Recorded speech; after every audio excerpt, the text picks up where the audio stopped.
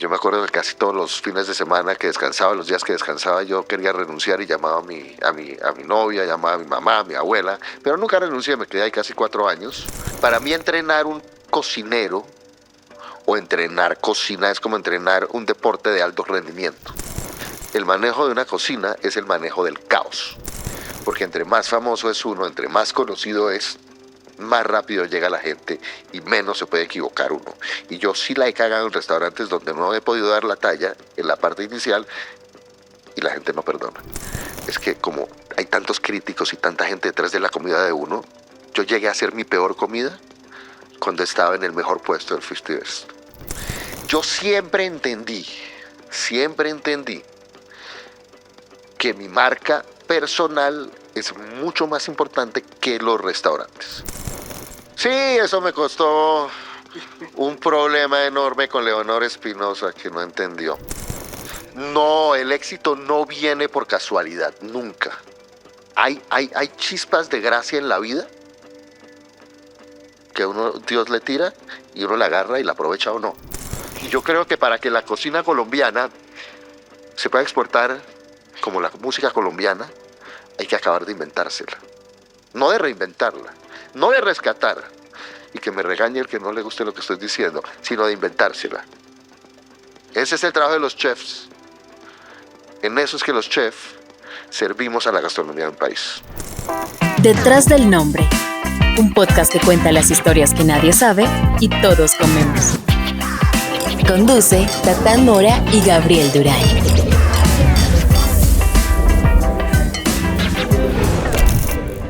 Hoy nos acompaña un invitado que impone respeto con solo cruzar la puerta de una cocina. Su mirada es precisa, su exigencia implacable. Muchos lo conocen por su papel en MasterChef, donde no deja pasar ni el más mínimo error. Hace más de 2 décadas, decidió cambiar el estudio de economía en Israel a enfrentarse a las cocinas más duras de Inglaterra, donde el trato era tan feroz como las exigencias. Esa escuela forjó el carácter, la disciplina y el sentido de urgencia que hoy lo definen. Fue pionero en introducir la cocina de autor en Colombia, cambiando el panorama gastronómico del país. Ya no se elegía un restaurante solo por el menú, sino por el nombre detrás de cada plato. Y sin embargo, a sus 55 años, después de fama internacional y reconocimiento, sigue disfrutando de lo simple: una arepa bien hecha, un arroz con huevo o una empanada de ajiaco. Hoy, en Detrás del Nombre, nos sumergimos en la historia y las lecciones de vida de Jorge Rauch. Una conversación con verdad, con alma y con ese ingrediente que nunca falla: la pasión. Jorge, muchísimas gracias. Muchas gracias, Jorge. Mi cocina. Eso te iba a En mi decir. casita, aquí estamos. Encantado de tenerlos acá. Jorge, muchas gracias. Felices de que nos hayas invitado a tu casa y a tu cocina. No, muchas gracias a ustedes. Y pues comencemos, Jorge, Detrás del Nombre, un podcast que cuenta las historias detrás de jurado de MasterChef, embajador de muchísimas marcas importantes en este país, nombrado como uno de los mejores chefs del país, el mejor chef del país para mí. Y uno dice, Gracias. wow, ¿cómo llegó ahí? Entonces queremos ir allá atrás, queremos ir años atrás y decir, Jorge, ¿en qué momento comenzó ese gusto por la cocina y en dónde comenzó toda esta historia de Jorge Rauch? Bueno, yo primero que todo, yo soy chef más que porque me gusta cocinar, porque me gusta comer. Y ese es un gusto que sí mis padres siempre me dieron. Dicho eso, jamás pensé estudiar cocina. Yo empecé a estudiar economía acá en los Andes y mi papá tenía problemas en la empresa. Traté de ir a ayudarle un tiempo, igual se quebró. Me fui a Israel a terminar mi carrera de economía. Terminé viviendo con 2 compañeras de casa, de apartamento, 2 roommates, que eran del colegio, de mi colegio, de mi curso, que una después, ahorita, terminó siendo mi esposa. Y el primer día que llegué les cociné, y ellas se pararon, yo lavé la loza. El segundo día yo les cociné y ellas se iban a parar para que yo les lave la loza, y yo les dije, no, vamos a negociar. Yo cocino, ustedes lavan. Y me dijeron, bueno, listo. Entonces yo me empecé a hacer el que cocinaba todos los días. Era malísimo en economía, era un paquete completo. No me gustaba. Empecé a cocinar todos los días, empecé a comprar libros de cocina y me terminé enamorando de la vaina. Y ahorita me dijo, venga, porque usted es sigue en esta vaina que no le gustaba y estudié cocina. Y así fue, me fui a Inglaterra a estudiar cocina, ya hace muchos años.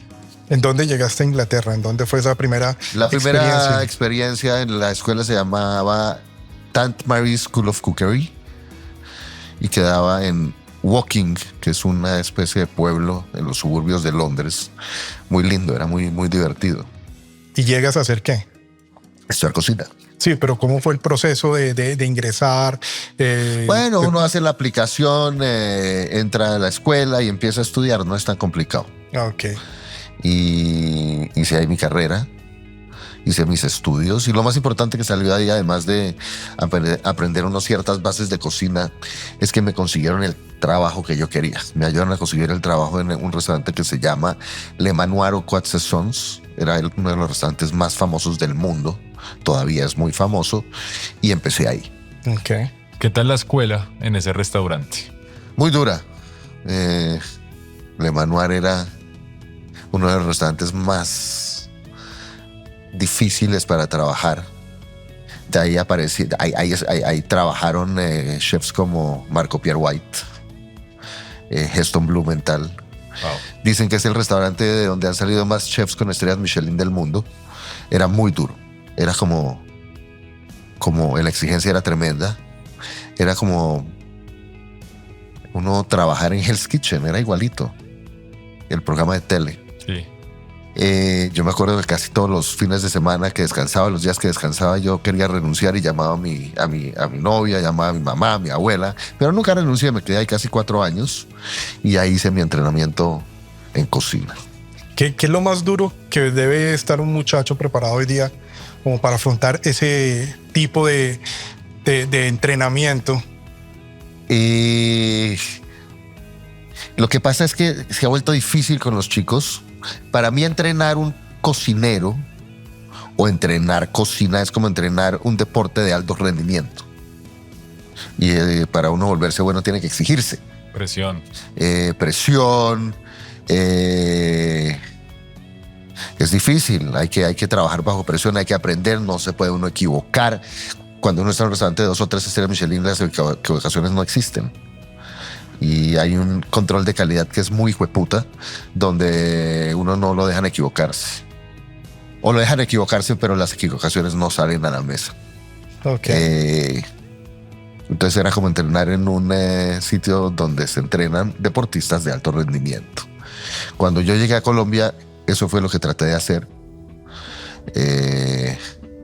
Cuando llegamos a Colombia, ahora volvemos por allá si quieren, nadie sabía lo que era ese estilo de cocina. Ese estilo de cocina. Nadie, eso no existía. La alta cocina no existía. Eso, el primero que lo trajo aquí fui yo, con mi hermano. Y en esa época, si uno quería un plato, pedía uno un pollo y pedía, lo quiere con papa, lo quiere con arroz, lo quiere con carne, pero cada plato emplatado, como Dios manda, eso no existía. Pero ni en lo más mínimo. Las salsas no existían. Nadie sabía hacer un fondo de ternera, mucho menos una demi-glace. Y bueno, tocó agarrar gente. Los chefs que contratamos en ese momento con experiencia, ninguno duró, ninguno entendió, ninguno entendió. Como no entendían, no les justificaba aprender. Y terminé trabajando con muchachos sin experiencia, muchachos. Vladimir, por ejemplo, que todavía trabaja conmigo en Panamá, era mi lavaplatos. Muchachos sin experiencia, enseñándoles todo, con mucha presión, pero aguantaron, y con muchas señoras, y me funcionó. Mucha de la gente que ha trabajado conmigo es exitosa hoy día. Mucha otra que ha trabajado conmigo no me quiere porque nunca entendió de qué se trataba. Nunca entendieron de qué se trataba el entrenamiento y lo que yo quería sacar de ellos. Los que aprendieron, los que entendieron, está Jaimito de Celel, está Jacobito, hay muchos, y eso, pues, esa era la escuela. Dicho eso, hoy día se ha vuelto difícil. Los muchachos no quieren trabajar así. Y yo no estoy hablando de hace tantos años. En los últimos 5, 7, 8 años se ha vuelto muy difícil conseguir personal de cocina que quiera entrenar como un atleta de alto rendimiento. Pero parece como inverosímil Eso es la realidad. que están Y- llegando como nuevas marcas de restaurantes de otros países y se están encontrando con esa problemática. Están trayendo gente de afuera. La problemática de la mano de obra en la cocina es algo que pasa aquí en todas partes del mundo. Es que es trabajo duro, o sea, no es un trabajo de 8 horas. Y el que hace 8 horas le toca en turno partido, entonces está uno ahí metido en esa vaina todo el día. Y la gente, los muchachos hoy día son distintos, no es que sean mejores ni sean peores, pero no lo entienden como se entendía antes y no se pueden entrenar como se entrenaban antes, y eso hace que los restaurantes de alta cocina se vuelvan cada día más inviables por temas de costos, por temas de personal y un pocotón de cosas. Pero bueno, así arranqué yo, entrenando en alta cocina y trabajando muchos años en eso, y eso fue lo que hice por muchos años. Jorge, yo quiero preguntarte, hablemos de exigencia, que es lo que estamos hablando. En las cocinas siempre hay caos, hay un caos. Una cocina es el manejo del caos, eso es exactamente lo que es. Y mi pregunta es, Jorge, ¿dónde está el balance o esa línea delgada? Porque es que a uno le sale lo bueno y lo malo en el caos. Hay estrés, hay ataques de pánico, hay demás. ¿Dónde está ese balance y esa línea delgada? No hay balance, eso no hay balance, eso No hay balance. no es un tema de balance, es que cuando uno balancea, uno entrega unas cosas y sacrifica otras, aquí no hay balance. El manejo de una cocina es el manejo del caos. Saber manejar el caos. Exacto. Si no se maneja el caos, el servicio no sale bien. Si el servicio no sale bien, la comida no sale a tiempo. Si la comida no sale a tiempo, los clientes no vuelven. A nadie le importa un culo si alguien se enfermó en la cocina o si estamos en la mierda y no estamos preparados con el mise en place como era. A nadie le importa. Entonces no hay un balance, es el manejo del caos. ¿Y cómo se maneja el caos? Cada chef ejecutivo tiene que encontrar su forma de liderazgo y su forma de organizar para poder manejar su cocina, que es ese manejo del caos. Ok. ¿Cuál fue ese momento que hablas de presión y de caos que de pronto te marcó, que recuerdes que haya sido esta experiencia, ojalá no la hubiera vivido o No, yo creo que todas las experiencias buenas y malas hay que vivirlas, pero llegó un punto donde ya, después de unos 10 años de manejar la línea, me cansé. Yo era muy estricto y era muy bravo y le dije un día a Vladimir, hágale, papá. Maneje la línea. Le cedo el manejo de la línea. Le cedo el manejo del caos. Yo siempre, entre las cosas malas y buenas que uno tiene, yo siempre he sabido que uno tiene que quemar etapas en la vida. Y hubo una etapa que fue manejar la línea del restaurante y hubo un momento donde entendí que tenía que entregarlo y el restaurante funcionaba igual o mejor. Pero digamos, Eso no lo podía haber hecho antes porque no había no había nadie entrenado que lo pudiera hacer. Entonces, todos son etapas y todo es... uno es tan bueno como su personal. Okay, ahí estamos hablando de Criterion, Zona G. Sí. En ese momento que vienes a dar a conocer un nuevo estilo de cocina, Cocina. ese movimiento de cocina de Alta autor. cocina, Bueno. cocina de autor, eso no existía. ¿Y cómo empiezan los comensales a entender? ¿Cómo fue el proceso de Criterion para empezar a dar a conocer ese concepto? Cuando nosotros empezamos, había un par de restaurantes que se llamaban, yo no sé qué, cocina de autor. No cocina de autor. Cocina. Todos eran muy malos y tenían muy mala reputación. Entonces nosotros cuando empezamos lo bautizamos cocina francesa moderna. Cosa que no era. Lo que era Criterion era un restaurante de cocina de autor de alta cocina.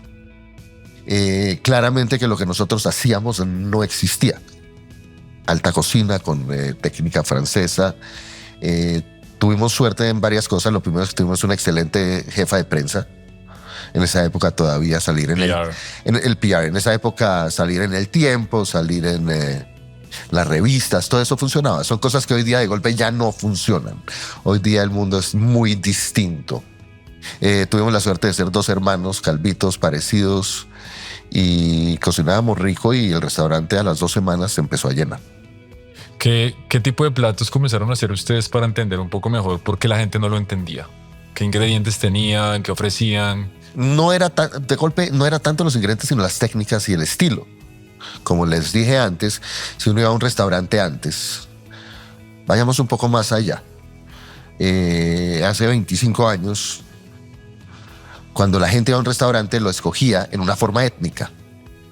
Sí. La gente escogía si quería ir a un restaurante francés, al italiano, al español o al de carne, lo que fuera. Y a ese restaurante iban. Dentro de los franceses hay esos dos, ¿a cuál vamos? Chao. El chef no existía. El término de chef, sí. No, el chef como figura del restaurante. Como parte del árbol de decisión de ir a un restaurante, el chef no existía. El primer chef que realmente existió es Harry Sazón. Harry Sazón. Harry Sazón fue el primer chef en Colombia al que la gente fue a su restaurante porque él era el chef. Eso cambia todo. Ahí marcó la historia. Él es el primer chef en Colombia y por eso él es posiblemente el papá de todos y el chef más importante, porque él fue el primero. Y él logró abrirnos el camino a todos. Jorge, ¿a qué le atribuyes que haya sido así? Harry se fue a Canadá y entrenó muchos años para hacer una cocina distinta. Llegó a montar un restaurante divino con una comida fantástica y... Era tailandesa o algo así, ¿cierto? Exacto, entonces ahí va. Todavía Harry en esa época que yo llegué hacía comida Thai. Harry Sazón Thai Bar, no me acuerdo el nombre, pero Harry era una vaina medio tailandesa. Llegamos nosotros, entonces él todavía entraba en ese árbol de decisión por las dos maneras. Cuando llegamos nosotros, y con la época de Harry, nosotros logramos que la gente no escogiera el restaurante por el tipo de cocina, sino por quién cocina. Antes, en esa época, era muy importante el host, el anfitrión, Bajar Salinas, el Metre, Leo Katz. Toda esa gente era la que saludaba, la que aparecía. Pero el chef siempre estaba detrás de la cocina. El primero que empieza con eso es Harry. Y los primeros que llegamos acá, no solamente con eso, sino con un estilo de cocina que no existía, que es la alta cocina, somos nosotros. Y ahí arranca ese movimiento.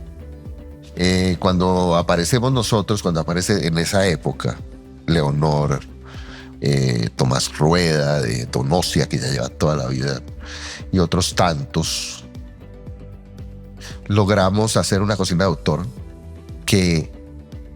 y logramos ser la parte visible del restaurante. Y cuando nosotros logramos ser la parte visible del restaurante, eso cambia la gastronomía para siempre.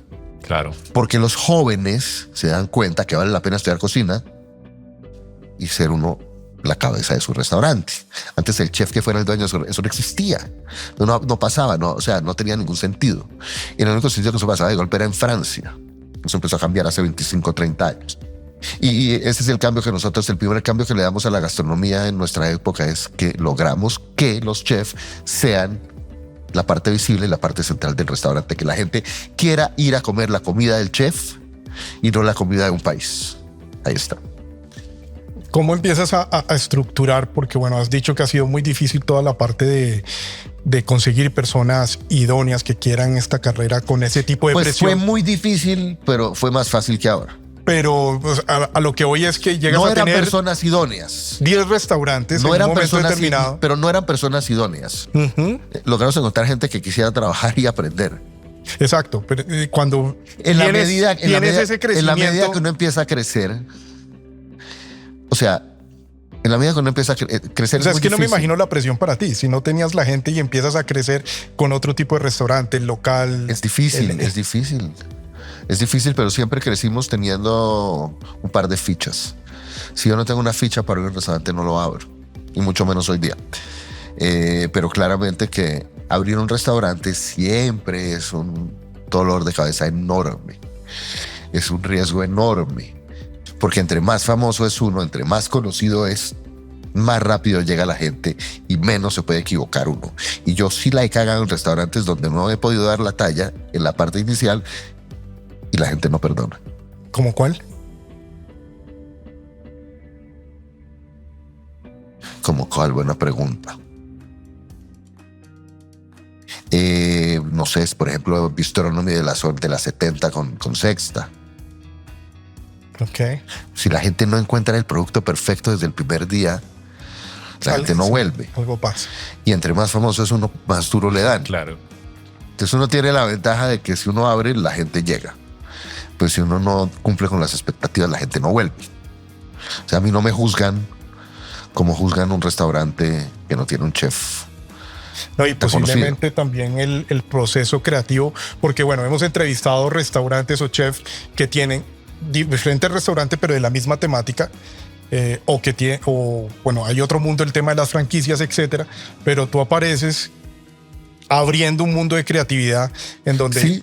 Tienes comida francesa, local dirigido, cocina colombiana, energy, otro tema diferente. Emprendedores completos. O sea, yo siempre he sido un emprendedor y siempre he sido un pionero. ¿Te cabe todo eso? Y cuando uno es pionero y pega de primero, a veces pega más duro y a veces se equivoca más.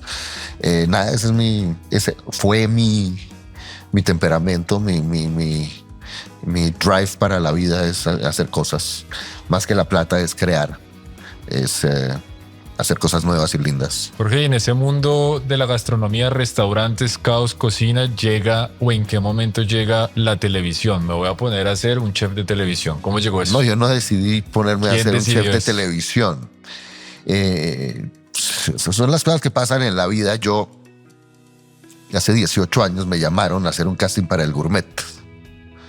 Y yo era un tipo con un pánico escénico del hijo de puta. Pero me gané el casting porque era un casting medio... O sea, no era una vaina simple, muy estructurada, era una cosa muy simple y me lo gané. O me lo gané o hubo otros que no quisieron. Pero uno tiene que aprovechar las oportunidades. Hubo otros que no quisieron. No sé si los hubieran escogido a ellos antes que a mí, pero yo sí dije que sí de una. Y lo único que exigí es que si yo iba a hacer El Gourmet, lo voy a hacer con mi hermano. Entonces le hicieron a él un casting todavía más bobo y quedamos los dos. Ahí empezamos en la televisión. Sí, iniciaron los dos. Y, o sea, no iniciamos en la televisión por buen mozos ni por un casting, sino porque nos buscaron por el restaurante. O sea, yo aparezco en la televisión por Criterion, no es otra cosa. Dicho eso, yo era muy, muy nervioso, era muy tímido y tenía mucho susto de la tele. Y me acuerdo en El Gourmet el primer día, haciendo la primera receta, tocaba hacerle 25 minutos y medio. Eso era un tiempo rígido. Y le sacaban unas pancartas que yo nunca veía. Yo me estresaba. Te sacaba esa receta y vino el director que se llama Vasco. Vasco después fue mi primer, o sea, un tipo que me ha ayudado mucho. Mi primer director en El Gourmet y en MasterChef. Me dijo, venga Jorge, quiero decirte que tú tienes futuro en la televisión. Y yo le dije, sí, gracias, weón. Gracias por el ánimo. Me dijo, no. Tú tienes futuro en la televisión. Y yo, ok. Y bueno, así fue. Al final de cuentas, se hizo El Gourmet, hicimos una temporada y después hice yo una solo. Después hicimos un programa que se llamaba Cocineros al Límite, que era una bomba atómica. ¿Por qué? Era un reality donde yo competía con mi hermano, pero éramos unos histéricos gritones. Eso era como un Hell's Kitchen, pero más histéricos. Los participantes lloraban. Era otra época. Era espectacular. Y le fue muy bien. Hicimos 2 temporadas. Y después, por un buen tiempo, no volvió a aparecer televisión. Yo siempre le dije a mi hermano que la televisión es algo pasajero. Y mientras lo tenemos, lo disfrutamos. Y el día que no lo tenemos, nos dedicamos a trabajar. Y hubo un buen tiempo donde no hubo tele. Había una gente que eran amigos míos que fueron los que me hicieron el casting del Gourmet y siempre querían hacer MasterChef, querían hacer proyectos conmigo y en algún momento aparece MasterChef. Y claramente... Ya son 16 temporadas. 19. Me escogieron a mí de primero. Ese fue el primer MasterChef. El primer MasterChef de Colombia. Fue en el año 2014, me escogieron para hacerlo. Cuando uno hace televisión en cable, tiene un impacto limitado. Es bueno, pero es limitado. Cuando uno hace televisión abierta, el impacto es muy tremendo. Porque uno lo ve todo el mundo todos los días. El primer año lo notaste, me imagino.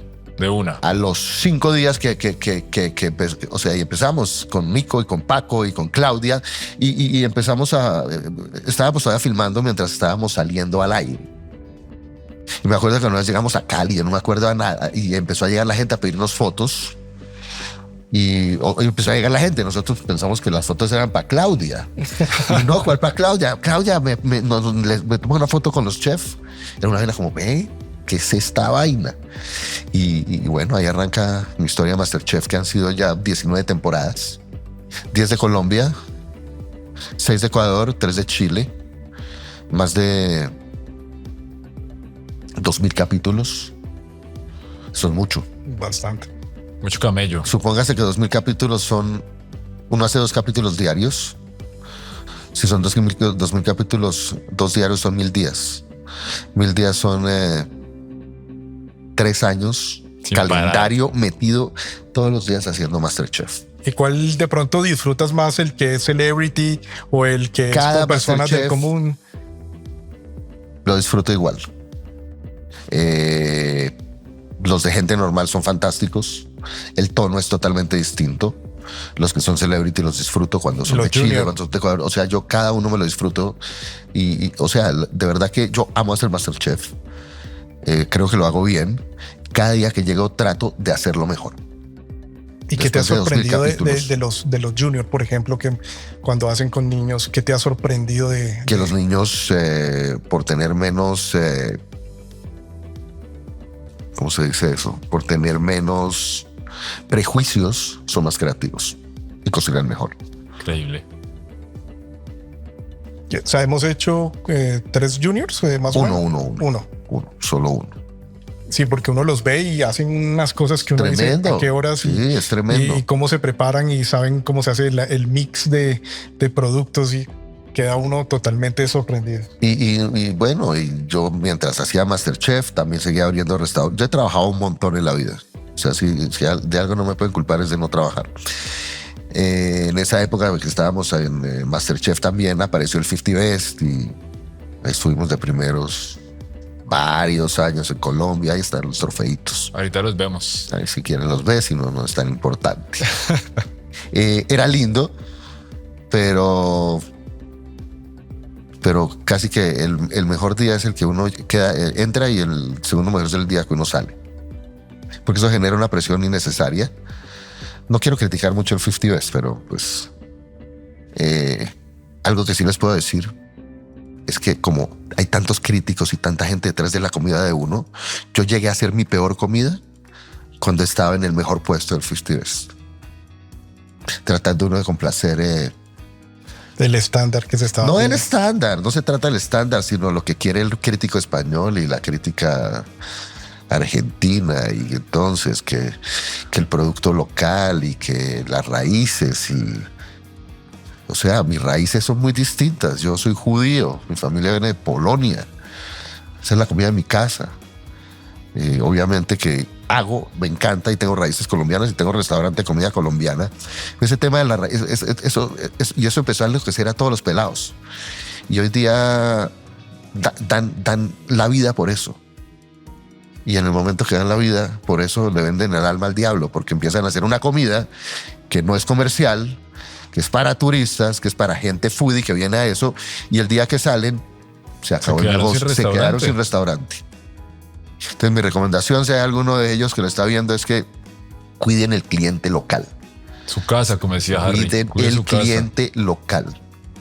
Porque el cliente extranjero viene mientras que está en la lista. Entonces empieza uno a hacer una comida más rara, empieza uno a tener unos precios distintos y es muy pasajero. Eso, o sea, digamos que la guía Michelin es muy buena porque uno compite contra uno mismo.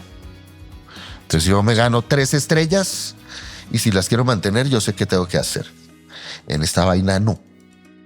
En esta 50 vaina personajes ahí. es como si uno tiene una copita con bolitas. Para meter una bolita más, si está llena, tiene que salir una. Y claramente que a nadie le interesa y no tiene sentido que los restaurantes que están en la lista siempre sean los mismos. Claro, entonces, no. Eso hay toda una estrategia para que vayan cambiando. Entonces, el que entra tiene que saber que va a salir.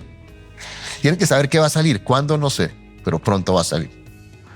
Jorge, yo quiero Entonces, hacer lo importante al final de cuentas es que sí es chévere. No va a criticar algo donde me fue tan bien.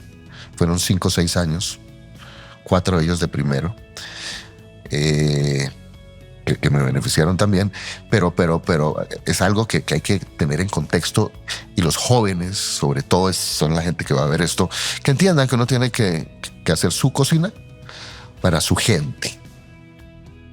Y eso es lo único que vale al final. Lo único que hace que un restaurante se perpetúe en el tiempo es eso. Chévere. cuidar al local. Sí, cuidar Muy al clave. local. Quiero revolverme a una frase que dijiste de ese capítulo o ese programa que hiciste con tu hermano, que era un caos completo. Si tú quisieras hacer ese programa o estuviera en ese momento y quisieras tener un contrincante, otro chef que puede estar vivo o de los que ya han fallecido, ¿con quién te gustaría tener un programa de esos de Para alto competir caos contra otro y chef. competir? ¿Quién sería? No, la gracia era que era mi hermano. Eso es la gracia. Hay muchos chefs muy buenos, pero no sé. No sé, que me traigan uno de 3 estrellas Michelin y le ganamos. Tiene cómo. Claro. Jorge, yo quiero meterme por el lado de... Quiero saber qué pasa en la cabeza de Jorge Rauch cuando le preguntan por marca personal. Porque es que yo creo que Bueno, Jorge ok, Rauch es el perfecto. que mejor lo hace en este país. Correcto. Yo siempre entendí que mi marca personal es mucho más importante que los restaurantes. Eso siempre lo tuve claro. Claramente Criterion fue un éxito toda la vida, y el día que lo cerré es porque vendí la casa. Pero siempre lo más importante es la marca personal. En mi caso, hay chefs que tienen proyectos de restaurantes muy rentables, replicables, donde la gracia es que no tienen una marca personal, porque ya el problema de la marca personal es que no la puedo vender. Obvio. No la puedo vender. Ese es un problema de los chefs famosos que son muy conocidos, que es difícil vender la marca. Pero la marca, Pero sí la puedes licenciar. claramente, y explotarla, pero la marca se explota mientras que yo esté ahí. Exacto. Eso tiene sus pros y contras. Pero yo siempre entendí que mi marca personal es lo más importante. A mí nunca me dio miedo trabajar con marcas. Yo me acuerdo, la primera vez que trabajamos con una marca importante fue con McDonald's. Y eso fue un riesgo enorme. Claro. Pues un riesgo enorme desde el punto de vista que obviamente los chefs no iban a entender cómo nosotros estamos trabajando con McDonald's. Pero ese proyecto nace en Colombia, McDonald's Nace en Colombia, pues eso es hace años ya. Eso es hace... Porque trabajaste también hace poco 9 con años. McDonald's Ecuador, ¿cierto? Volví Eso ya a fue hacer un después. proyecto con McDonald's Ecuador y capaz lo hacemos acá también. Chévere. Entonces yo sí le dije a Marky, vamos a hacerlo, pero nos van a reventar. Pues la gente que uno no quiere que lo reviente, que son los colegas. Efectivamente, todo el mundo criticó. Pero en ese punto, en ese momento, Dani García en España hacía McDonald's. Gualterio Marchesi en Italia hacía McDonald's. En ese momento me acuerdo que Ferran Adrià estaba en la lata de Pepsi. Yo le dije a mi, o sea, a ver, todo tiene que ponerse en una proporción. ¿Y por qué no hacerlo? Fue un proyecto muy lindo, aprendí un montón, crear salsas y sabores en una cosa tan grande. Es muy distinto y es muy interesante. Fue un éxito, y la gracia es que como marca personal esa es la mejor decisión que nosotros hemos tomado en la vida, porque de golpe un chef muy sofisticado dice: este tipo en McDonald's, eso es una mierda. Resulta que no es una mierda. McDonald's tiene un estándar de calidad tremendo, y nadie, por nada, es el negocio más exitoso de cocina del mundo. O sea, eso no es por nada, por algo es. O sea, no puede uno ser pésimo y ser el producto Más grande. y el negocio de cocina más grande del mundo. Entonces McDonald's es muy chévere, es otra cosa. No es alta cocina, no es restaurante, es otra cosa. No, y aparte, pues es la segunda comida más comida en el mundo, la hamburguesa. Es otra cosa. Y la gracia es que las otras marcas ven a McDonald's como la marca de comida más grande del mundo. Entonces, si yo trabajo con McDonald's, al tipo de Juan Valdés con el que trabajamos después, le suena. Entonces empezó a moverse todo. McDonald's fue una gran decisión. Yo Juan quiero hacer una Valdés y pregunta muchas otras. que no puede faltar, que la quiero hacer a Jorge, es tu mesa, tu comedor. ¿Quieres invitar a 5 personas? Solo 5. Puedes cocinar lo que quieras. Pueden estar vivas, pudieron haber fallecido, gente que admires, familia, amigos. ¿Qué 5 personas invitarías a esa mesa y Pues qué esas preguntas cocinarías? para mí son tan jodidas, de verdad. Inténtelo.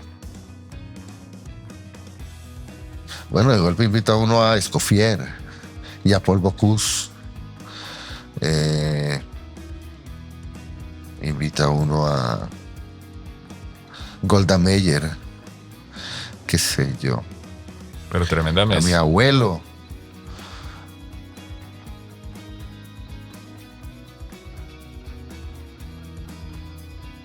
No sé, de golpe uno invita a Moisés, Porque tu abuelo. porque lo extraño un montón, porque era un man muy bacán. No sé.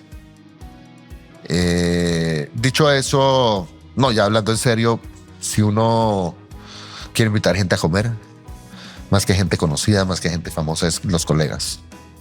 Y porque eso es la forma de uno lucirse, compartir con ellos. Y es la única gente que entiende realmente a fondo el esfuerzo que uno hace. En una de las entrevistas que te han hecho, hablaste acerca de que Anthony Bourdain decía que no ir a los restaurantes los lunes. Sí, eso me costó un problema enorme con Leonor Espinosa, que no entendió.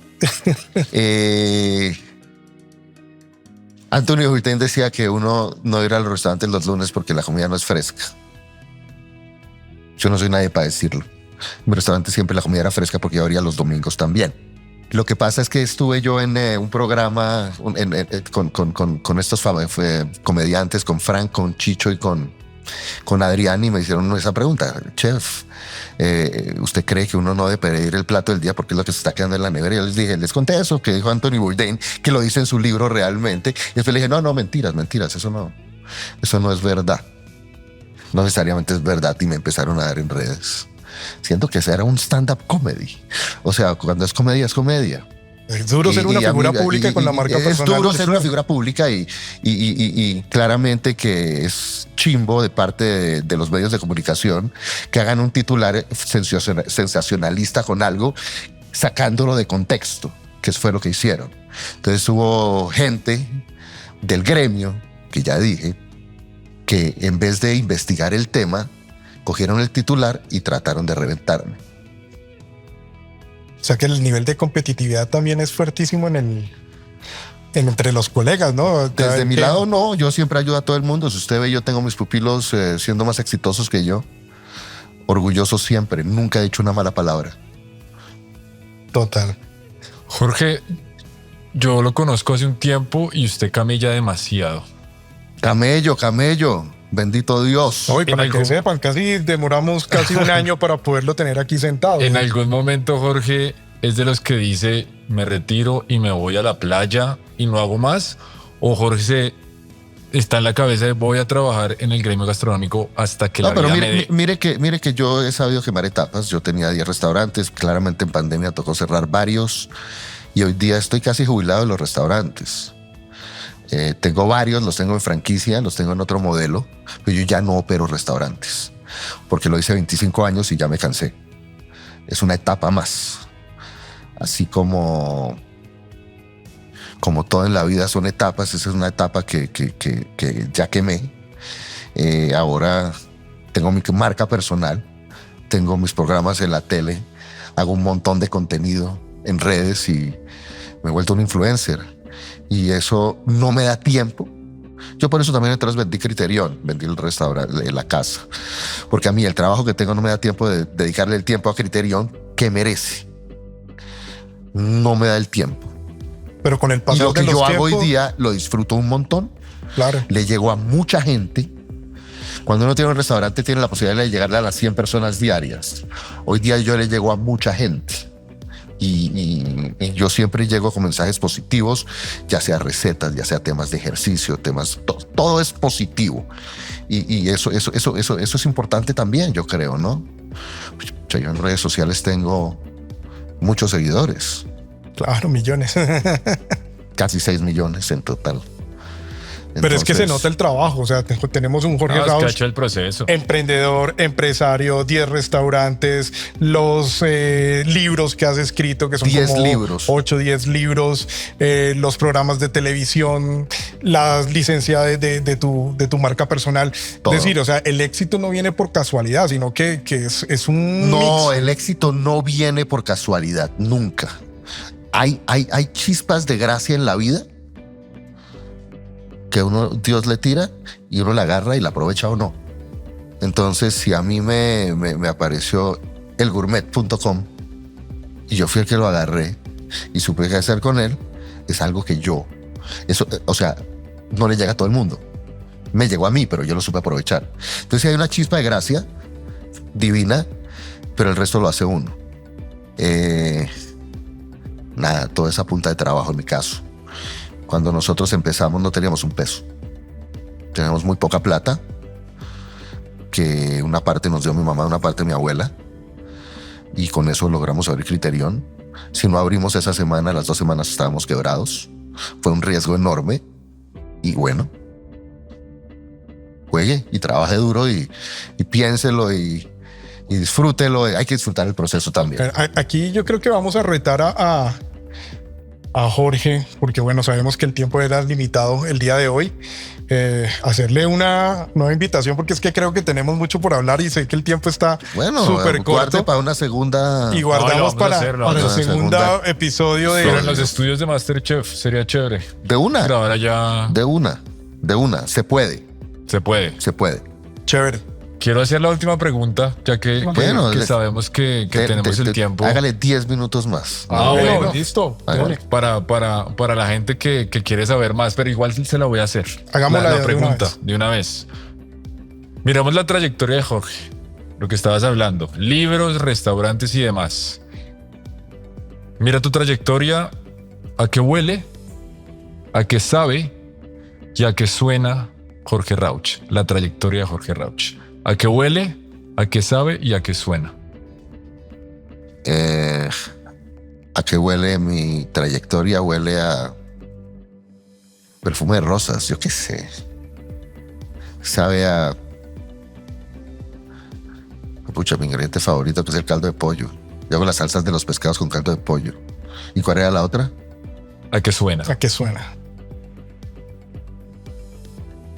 Suena a bien jugado. Espectacular. Suena bien jugado. Ok. Esa es mi frase. Sin arrepentimientos de nada en la carrera. Muchas cosas, muchas equivocaciones. Muchas cosas que de golpe uno hubiera hecho distinto. Muchas. Pero arrepentimientos no. Aprendizajes sí. Demasiados. Yo quisiera tocar un tema que para los que nos están viendo y obviamente saben que estamos con el chef top de Colombia, más reconocido en este momento, y cómo se ha convertido algo tan simple como un plato icónico tuyo, las empanaditas De ajiaco. de ajiaco. ¿Cómo nace ese tema? Bueno, Y- yo Que eso Sí. piensa uno, una empanada. después de están? Criterion y de Bistronom y de muchos restaurantes decidí hacer un restaurante. A ver de dónde viene el restaurante. Yo hace muchos años, 16 años, fui a comer a cocinar a China con unos chefs de 3 estrellas Michelin.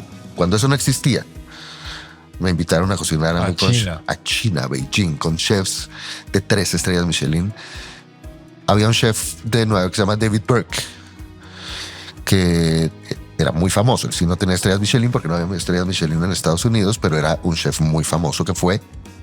Y él tenía la comida de Bloomingdale's y tenía una novia colombiana.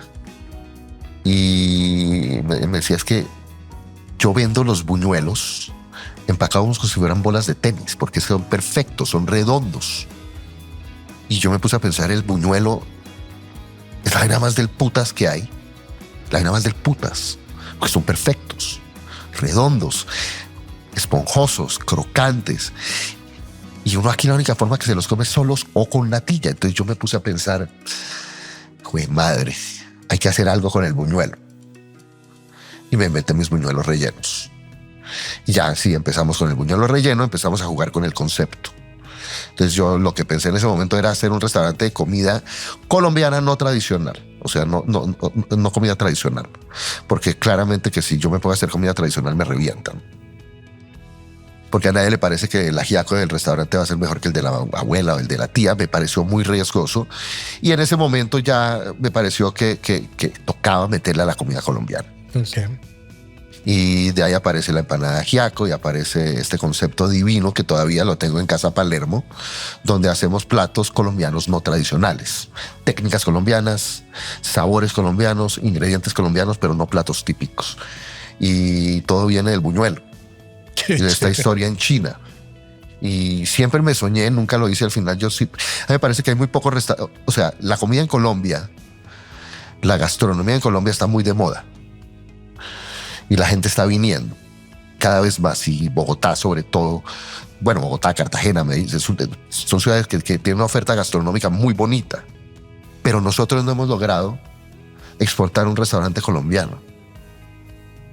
Hay cosas, por ejemplo, Juan Manuel le pega un poco en el cielo. Hay un chico en Madrid, pero no hay. En Italia algo está Juan así. Camilo.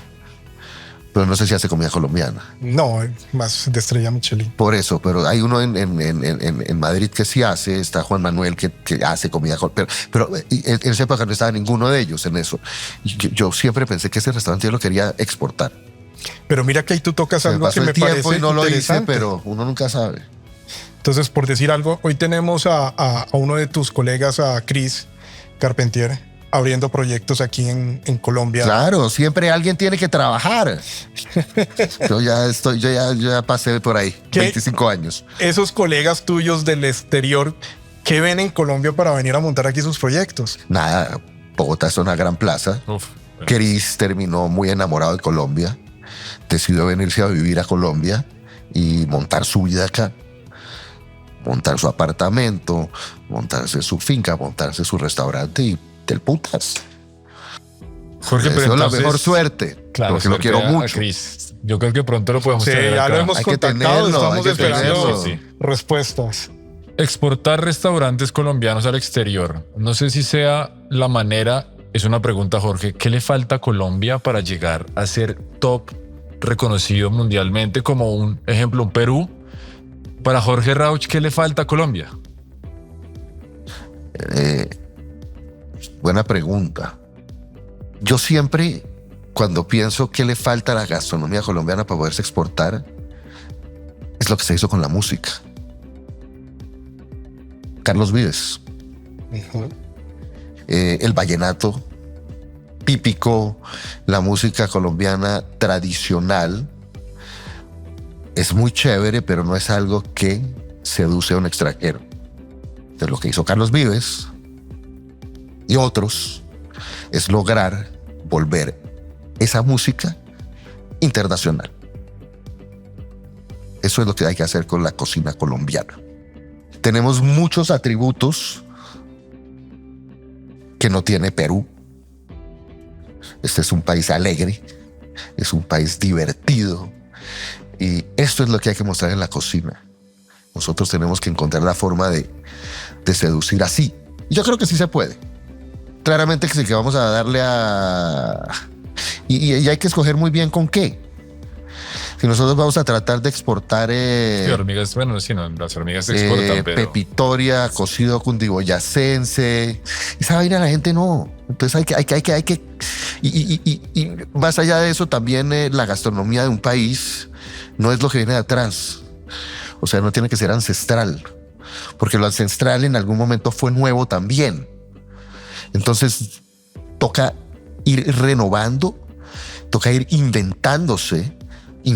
No estoy hablando de reinventar ni siquiera, sino hay que seguir inventándose la cocina colombiana. porque eso no es un proceso que frenó en 1950 o en 1870. Es un proceso que tiene que seguirse inventando. Y yo creo que para que la cocina colombiana se pueda exportar como la música colombiana, hay que acabar de inventársela. No de reinventarla, no de rescatar. Y que me regañe el que no le guste lo que estoy diciendo, sino de inventársela. De inventársela, qué buen concepto. Ese es el trabajo de los chefs. En eso es que los chefs servimos a la gastronomía de un país. Y bueno, creo que ya pasamos esos 10 minuticos adicionales. Jóvenes, muchas gracias. De verdad que te agradecemos muchísimo en este corto tiempo, cosas muy, muy especiales y muy puntuales que nos entregaste. Creo que nos veremos en ese próximo capítulo allá en MasterChef para seguir tocando unos temas ahí muy picantes. Ahí están invitados, la seguimos, prometido. Sí, Jorge, muchas gracias. Espero estar en ese estudio en octubre, noviembre otra vez, así, Bueno, ahí los espero. Ya estaremos, Jorge. Un placer. Gracias.